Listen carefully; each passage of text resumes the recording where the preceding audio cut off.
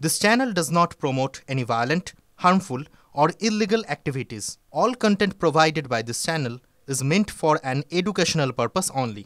আমি যে পাহাড়ে দাঁড়িয়ে রয়েছি এই পাহাড়টা আসলে রাইকা পাহাড়ের পাশেই রয়েছে ভাঁড়ারি পাহাড় এবং ঝাড়া পাহাড়। এইগুলি আসলে পৃথক কোনো পাহাড় নয়। এই পাহাড়গুলি পরস্পরের সঙ্গে এত ঘন সন্নিবিষ্ট যে এগুলিকে পাহাড় শ্রেণী বললেও বোধহয় কম বলা হয়।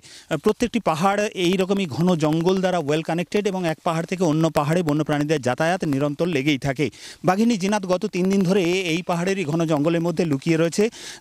তাকে ট্র্যাক করার বিভিন্ন রকম চেষ্টা চালানো হচ্ছে, কিন্তু বন দপ্তরের তরফে যেটা জানানো হচ্ছে যে মাঝে মধ্যে তার যে গলায় রেডিও কলার রয়েছে সেই রেডিও কলারের সিগন্যাল মিললেও মাঝে মধ্যেই জিনাত হারিয়ে যাচ্ছে এই জঙ্গলে।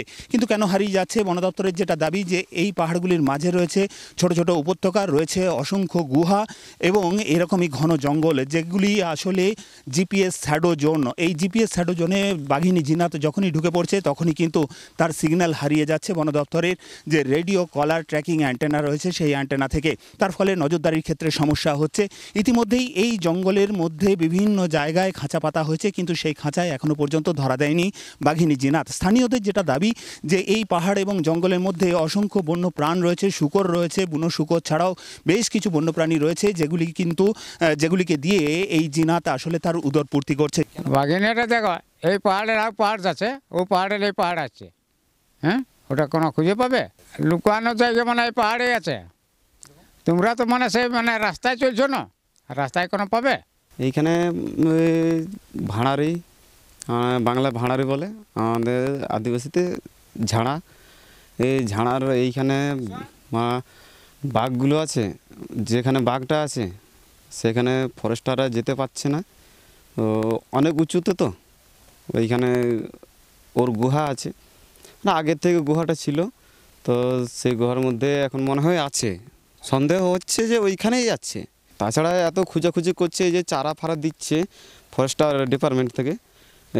এইখানে শুয়োর দিয়েছে, ওইখানে ছাগল দিয়েছে, ওইখানে কাড়া দিয়েছে, ওরকম দিচ্ছে, লেকিন কেন বেরিয়ে আসছে না কেন?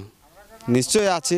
আর যখন জঙ্গল যাচ্ছে, এই আমাদের গ্রামের ছাগল যাচ্ছে, ছাগল গরু যাচ্ছে, ওদেরকে চড়াতে নিয়ে যাচ্ছে, তো তখন ওদেরকে খেয়ে ফেলে দিচ্ছে। টোপগুলো তো জঙ্গলের উপরে নিয়ে যেতে হবে, তো তবে তো কাজটা হবে। স্বাভাবিকভাবে এই খাঁচার মধ্যে যে টোপ থাকছে, অর্থাৎ ছাগল, মহিষ, গরু, যাই টোপ হিসাবে দেওয়া হোক না কেন, তার প্রতি সেরকমভাবে আসক্ত হচ্ছে না বাঘিনী জিনাত। স্বাভাবিকভাবে এলাকায় আতঙ্ক কিন্তু এখনও পর্যন্ত চেপে বসে রয়েছে। স্থানীয় বাসিন্দারা তারা বলছেন যে দ্রুত বাঘিনী জিনাত ধরা পড়লে তাদের এই আতঙ্ক থেকে মুক্তি ঘটবে, কিন্তু কবে সেই আতঙ্ক থেকে মুক্তি পাবেন স্থানীয় বাসিন্দারা? আপাতত সেই দিকেই তাকিয়ে পুরুলিয়ার বান্দোয়ান ব্লকের বিস্তীর্ণ এই পাহাড় জঙ্গলের মানুষ। বান্দোয়ান থেকে ক্যামেরায় বুধন কর্মকারের সঙ্গে হীরক মুখার্জি, টিভি 9 বাংলা।